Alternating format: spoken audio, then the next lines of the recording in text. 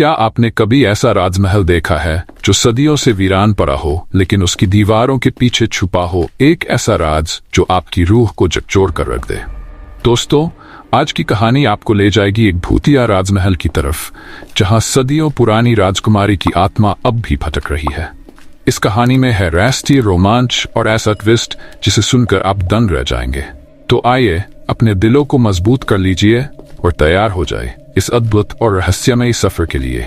यह है फूले हुए राजमहल में राजकुमारी की आत्मा। गहरे जंगलों के बीच स्थित एक प्राचीन राजमहल सदियों से वीरान पड़ा था। यह महल कभी अपनी अद्भुत शान और रौनक के लिए मशहूर था, लेकिन अब सिर्फ बिखरे पत्थर, जंगली बेलें और खंडहर में बदल चुके खंबे उसकी कहानी कहते थे। आसपास के गांवों में इस महल को लेकर डरावनी कहानियां प्रचलित थीं। लोगों का कहना था कि वहां एक राजकुमारी की आत्मा भटकती है जो अपनी अधूरी इच्छा पूरी करने के लिए किसी का इंतजार कर रही है। इस रहस्यमयी कहानी ने युवा अन्वेषक आर्व को अपनी ओर आकर्षित किया। आर्व को पुरानी जगहों पर छुपे रहस्यों को सुलझाने का जुनून था। जब उसने इस महल की कहानी सुनी तो वह इस जगह के बारे में और जानने के लिए उत्सुक हो गया। आर्व ने अपने दोस्त कबीर और प्रिया को साथ चलने के लिए राजी किया। तीनों ने एक जीप किराए पर ली और महल की ओर चल दिए। रास्ते में जंगल की घनी हरियाली और पेड़ों के झुरमुट ने माहौल को और डरावना बना दिया। रात का अंधेरा गहराने लगा। हवा में ठंडक के साथ साथ एक अजीब सा डर समा रहा था। जैसे जैसे जीप महल के करीब पहुंची, कबीर ने हंसी में कहा, अगर वो राजकुमारी सच में हमें दिख गई तो उसे क्या कहेंगे, नमस्ते या अलविदा? प्रिया ने गुस्से से कहा, कबीर मजाक मत करो, ये जगह वाकई डरावनी है। महल के मुख्य द्वार पर पहुंचकर तीनों के दिलों की धड़कन तेज हो गई। वह द्वार इतना विशाल था कि जैसे किसी राजसी दुनिया का प्रवेश द्वार हो, लेकिन अब उस पर काई और धूल की मोटी परत चढ़ चुकी थी। भीतर कदम रखते ही उन्हें लगा जैसे किसी ने उनकी हरकतों पर नजर रखी हो। वहां का वातावरण भारी और ठंडा था। हर कोना अजीब सी गूंज पैदा कर रहा था। महल के भीतर एक पुराना दरबार कक्ष था। वहां की दीवारों पर प्राचीन चित्रकारी थी जिसमें एक खूबसूरत राजकुमारी की छवि उकेरी गई थी। आर्व ने उस छवि को गौर से देखा। यह वही राजकुमारी हो सकती है, उसने कहा। कबीर ने पूछा, लेकिन उसकी आत्मा क्यों भटक रही है? प्रिया ने एक पुराना किताबनुमा दस्तावेज उठाया।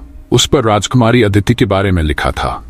दस्तावेज के अनुसार अदिति ने एक खजाने को बचाने के लिए अपनी जान दी थी, लेकिन उसके मरने के बाद भी वह खजाना नहीं मिला। रात होते ही महल का माहौल और डरावना हो गया। खंडहर में अजीब सी आवाजें गूंजने लगीं। अचानक राजकुमारी अदिति की परछाई दीवार पर उभर आई। तुम कौन हो? उसकी धीमी लेकिन गंभीर आवाज गूंजी। तीनों डर के मारे सुन्न हो गए। आर्व ने हिम्मत करके कहा, हम यहाँ सच का पता लगाने आए हैं। हम आपकी मदद करना चाहते हैं। अदिति की आत्मा ने कहा, अगर तुम सच में मेरी मदद करना चाहते हो तो मेरे खजाने को ढूंढकर मेरी आत्मा को मुक्ति दो। अगले दिन तीनों ने खजाने की खोज शुरू की। महल के विभिन्न हिस्सों में छिपे सुराग मिलने लगे, लेकिन हर सुराग के साथ खतरे भी बढ़ते गए। एक बार जब प्रिया एक पुरानी अलमारी खोल रही थी, तभी वहां से एक जहरीला सांप निकला। आर्व ने तुरंत उसे बचाया। सभी सुराग अंत में उन्हें महल के नीचे एक गुप्त तहखाने की ओर ले गए। वहां का रास्ता बेहद खतरनाक और घना था। तहखाने में एक बड़ा कमरा था जिसमें एक सुनहरी संदूक रखा था। जैसे ही उन्होंने संदूक को खोलने की कोशिश की, एक विशालकाय परछाई उनके सामने प्रकट हुई। यह अदिति के साथ अन्याय करने वाले एक क्रूर योद्धा की आत्मा थी जो खजाने को हड़पने के लिए राजकुमारी की हत्या का कारण बना था। वह परछाई जोर से चिल्लाई, यह खजाना मेरा है। आर्व ने हिम्मत दिखाते हुए कहा, नहीं, यह खजाना उस राजकुमारी का है जिसने अपनी जान देकर इसे बचाया। तुमने उसके साथ अन्याय किया था और आज तुम्हें अपनी गलती स्वीकार करनी होगी। अचानक राजकुमारी अदिति की आत्मा प्रकट हुई। उसने अपनी शक्ति से उस क्रूर योद्धा की आत्मा को शांत किया। संदूक खुला और उसमें से अदिति के परिवार की विरासत और कुछ अद्भुत आभूषण निकले। अदिति ने मुस्कुराते हुए कहा, तुमने मेरी आत्मा को मुक्ति दिलाई। यह खजाना अब सुरक्षित हाथों में है। इसके बाद अदिति की आत्मा स्वर्गलोक की ओर चली गई। तीनों ने खजाने को सरकार को सौंप दिया और वह महल अब एक ऐतिहासिक धरोहर बन गया। लोग वहां आकर राजकुमारी अदिति की वीरता और बलिदान को याद करने लगे। राजमहल के रहस्यमय इतिहास को उजागर करने के बाद आर्व, प्रिया और कबीर ने यह सोचा कि उनकी यात्रा अब खत्म हो गई है, लेकिन यह कहानी इतनी सरलता से खत्म होने वाली नहीं थी। महल से लौटने के बाद तीनों ने अपनी खोज के बारे में स्थानीय प्रशासन को सूचित किया। खजाने को संभालने के लिए एक विशेष टीम भेजी गई और महल को संरक्षित करने का निर्णय लिया गया। लेकिन जैसे ही टीम ने तहखाने में प्रवेश किया, एक नई समस्या उभर कर सामने आई। खजाने के नीचे एक और गुप्त दरवाजा मिला। इस दरवाजे को खोलने पर टीम को वहां एक पुराना और बड़ा पुस्तकालय मिला, जिसमें अनगिनत पांडुलिपियां और रहस्यमयी उपकरण थे। प्राचीन लेखों में लिखा था कि राजमहल में सिर्फ खजाना ही नहीं, बल्कि एक जादुई रहस्य भी छिपा है। उस रहस्य को छूने की हिम्मत करने वाला या तो शक्तिशाली बन सकता है या फिर हमेशा के लिए खत्म हो सकता है। जब यह बात आर्व को पता चली तो वह फिर से महल की ओर चल पड़ा। प्रिया और कबीर ने उसे रोकने की कोशिश की, लेकिन आर्व ने कहा, यह हमारी जिम्मेदारी है कि हम इस रहस्य को समझें। अगर हम इसे अधूरा छोड़ देंगे तो शायद यह राजमहल फिर से लोगों के लिए खतरा बन जाएगा। तीनों फिर से महल पहुंचे। इस बार वे पूरी तैयारी के साथ गए थे। महल के पुस्तकालय में उन्हें एक जादुई दर्पण मिला। उस दर्पण में देखते ही उन्हें अपने डरावने सपनों की छवियां दिखाई देने लगीं। दर्पण एक शक्तिशाली जादुई यंत्र था जो लोगों के डर को उनकी वास्तविकता में बदल सकता था। दर्पण के नीचे एक संदेश लिखा था, सिर्फ वही इस दर्पण का सामना कर सकता है जिसने अपने डर को हराया हो। आरव ने दर्पण का सामना किया। उसे अपने सबसे बड़े डर का सामना करना पड़ा, उसकी असफलता। वह हमेशा से अपने निर्णयों और कार्यों को लेकर संदेह में रहता। दर्पण ने उससे पूछा, क्या तुम अपने डर से ऊपर उठ सकते हो? आर्व ने जवाब दिया, डर हर इंसान में होता है, लेकिन जो अपने डर को स्वीकार करके आगे बढ़ता है वही असली विजेता होता है। उसके जवाब ने जादुई दर्पण को निष्क्रिय कर दिया।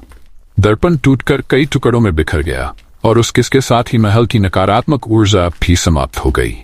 राजमहल शांत हो गया। अचानक राजकुमारी अदिति की आत्मा फिर से प्रकट हुई, लेकिन इस बार वह बेहद शांत और सौम्य लग रही थी। तुमने न केवल मुझे बल्कि इस महल को भी मुक्त कर दिया। अब यह महल फिर से जीवित हो सकता है, एक ऐतिहासिक धरोहर के रूप में। तुम्हारा साहस और सत्य के प्रति समर्पण सराहनीय है, अदिति ने कहा। इसके बाद अदिति की आत्मा हमेशा के लिए अदृश्य हो गई। महल को अब अदिति का राजमहल नाम दिया गया। ये जगह अब पर्यटकों के लिए खोल दी गई और इसे देखने आने वाले हर व्यक्ति को इस जगह की कहानी और अदिति की वीरता सुनाई गई। आर्व, प्रिया और कबीर ने इस घटना के बाद अपनी जिंदगी को नई दिशा दी। उन्होंने और भी ऐसे स्थानों पर जाकर छुपे रहस्यों को उजागर करने का निर्णय लिया। इस कहानी ने साबित कर दिया कि सत्य, साहस और सही इरादे से हर डर, हर रहस्य और हर चुनौती को हराया जा सकता है। सत्य और न्याय की जीत होती है, चाहे राह कितनी भी कठिन क्यों न हो। तो दोस्तों, कैसा लगा आपको ये रहस्यमयी सफर? एक वीरान महल, एक भटकती आत्मा और 3 दोस्तों का अदम्य साहस, इन सब ने मिलकर इस कहानी को एक अनोखा मोड़ दिया। ये कहानी हमें सिखाती है कि डर से भागने से नहीं, बल्कि उसका सामना करने से ही जीत हासिल होती है। और जो सच्चाई और भलाई के रास्ते पर चलता है, उसे हर मुश्किल आसान लगती है। अगर आपको ये कहानी पसंद आई हो तो इसे अपने दोस्तों और परिवार के साथ जरूर शेयर करें। हम फिर लौटेंगे ऐसी ही एक और रोमांचक और रहस्यमयी कहानी के साथ। तब तक याद रखें, हर डर के पीछे छुपा होता है एक ऐसा सच जो हमें अपनी ताकत का एहसास कराता है। धन्यवाद, और अगली बार तक अपने सपनों को डर से दूर रखिए और सच्चाई के करीब रहिए।